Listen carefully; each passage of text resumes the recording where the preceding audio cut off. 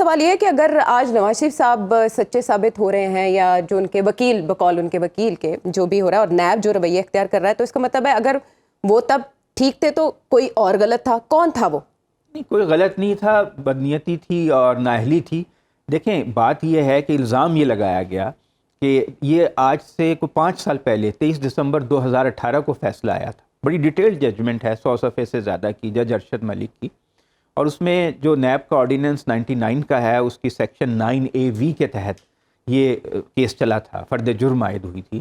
اس میں وہ 9A(V) یہ تھی کہ کسی شخص کے پاس اتنے اثاثے ہوں جو پبلک آفس ہولڈر رہا ہو، یعنی سرکاری عہدے پہ فائز رہا ہو، یا اس کے ڈیپینڈنٹس پہ یا بے نامی والوں پہ، کہ جو اس کی جائز معلوم اور ڈکلیئرڈ آمدن سے مطابقت نہ رکھتے ہوں، اچھا، تو وہ کرپٹ پریکٹسز کا مجرم قرار پائے گا. اور برڈن آف پروف عدالت نے کہا تھا کہ نواز شریف پہ تھا، یعنی وہ بتاتے کہ اس کی منی ٹریل کہاں ہے. اور اس میں مزے کی بات یہ ہے کہ حسین نواز، حسن نواز کے بھی دائمی وارنٹ گرفتاری جاری ہوئے تھے اور انہیں اشتہاری قرار دیا گیا تھا. جج نے لکھا تھا کہ حسن نواز جو ہیں وہ اس کے سول اونر ہیں، وہ اگر آ کر حلف اٹھا لیتے اور منی ٹریل دے دیتے تو نواز شریف اس معاملے سے الگ ہو جاتے. لیکن وہ آئے نہیں، انہوں نے آنا ہی گوارا نہیں کیا عدالت میں، شامل سماعت ہونا ہی گوارا نہیں کیا، نہ حسین نواز نے نہ حسن نواز نے. اب وہی بات جو کہ ابو ذر کہہ رہے تھے کہ ایک مل ایگزسٹ کرتی ہے. نواز شریف کا اس میں جو پلی تھی وہ یہ تھی کہ میرے والد صاحب نے 1974 میں ایک مل لگائی تھی اور وہ بیچی، گلف سٹیل ملز. اس کے پیسے قطری فیملی کو دیے، قطری شہزادہ جو تھا اس نے پیسے دیے، تو اس سے ہم نے یہ مل لگائی العزیزیہ. ان کا یہ موقف تھا. لیکن وہ قطری جو تھا اس کا کوئی بیان نہیں لیا گیا، نہ وہ آیا، نہ اس نے حلف وہ دیا، کوئی اپنا گواہی دی. تو اس میں اب یہ تو پوچھا، وہ بتاتے، ثابت کرتے منی ٹریل دے کر کہ یہ مل آئی کہاں سے. ان کو 1.5 ارب روپے جرمانہ بھی ہوا تھا، ان کو 2.5 کروڑ ڈالر کا بھی جرمانہ ہوا تھا اسی کیس میں. اور جب انہوں نے کہا کہ جج ارشد ملک نے یہ کہا کہ بھئی میرے ساتھ مجھ پر دباؤ تھا اور یہ تھا وہ تھا، تو اس کو تو انہوں نے پریس ہی نہیں کیا آج ان کے وکیل نے. اب وہ کہہ رہے ہیں کہ میرٹ پہ سنیں. میرٹ پہ اس لیے سنیں کہ نیب اب انٹرسٹڈ ہی نہیں ہے ان کے کیسز سیریسلی پرسو کرنے کے لیے. لیکن جو 2 گواہوں کے نام لے رہے ہیں ان کو بلائے گی عدالت.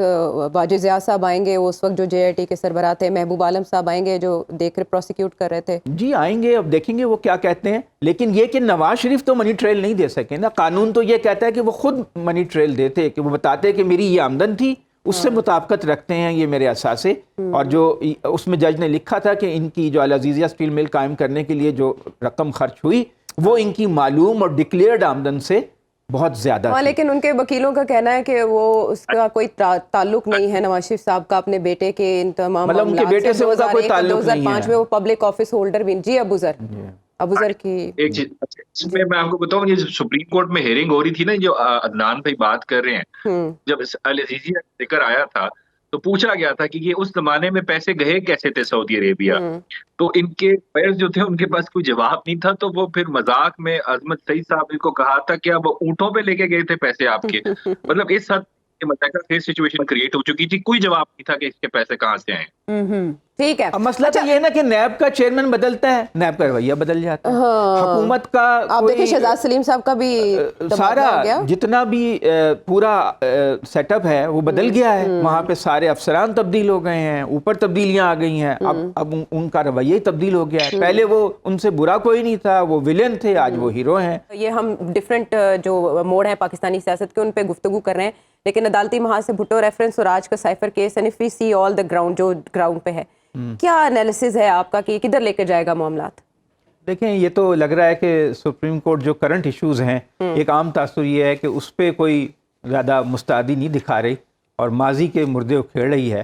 تو عام لوگوں میں تو بہرحال مطلب سپریم کورٹ کا اپنا ایک وقار ہے اور ہمیں اس کا پاس ہے. لیکن سپریم کورٹ سے عام لوگوں کی توقع تو یہی ہے کہ جو اس وقت کے ایشوز ہیں کہ بر وقت الیکشن ہو اور جو ملک میں انسانی حقوق کے صورتحال ہے اس کے اوپر وہ کوئی پرو ایکٹیو ایکشن لے. لوگ یہ اس سے توقع رکھ رہے ہیں. اور میرا خیال ہے ہمارے معزز چیف جسٹس جو ہیں وہ بہت باصول آدمی ہیں اور آئین کی پاسداری. لیکن اگر اس کیس میں ایسا پہلو نکلے جس میں سپریم کورٹ اپنے کردار پر، ماضی میں اپنے کردار پر معافی مانگے اور آئندہ کے لیے عہد کرے کہ ایسے معاملات میں بطور ٹول وہ استعمال نہیں ہوگی, انجینئرنگ کا حصہ نہیں بنے گی, تو کیا یہ آئندہ کے لیے اچھی چیز نہیں؟ اچھی چیز ہوگی, لیکن یہ تو ہم ازیوم کر رہے ہیں نا, ہو سکتا ہے وہ کہیں کہ جو کچھ تھا وہ ٹھیک ہوا. یہ تو ابھی ہم فرضی کر رہے ہیں نا, ہم تو ایک اس کیس کو ٹیک اپ کرنے کا آپ کے خیال میں کیا مطمئن نظر ہو سکتا ہے؟ وہ تو ایک ان کے پاس ریفرنس گیا ہے, وہ اس کے اوپر وہ 2011 میں بھی گیا تھا, اس میں 5 سماعتیں بھی ہوئی تھی, افتخار چودھری صاحب نے. میں کہہ رہا ہوں نا کہ لوگ چاہتے ہیں کہ ماضی کی بجائے حال پہ توجہ دیں.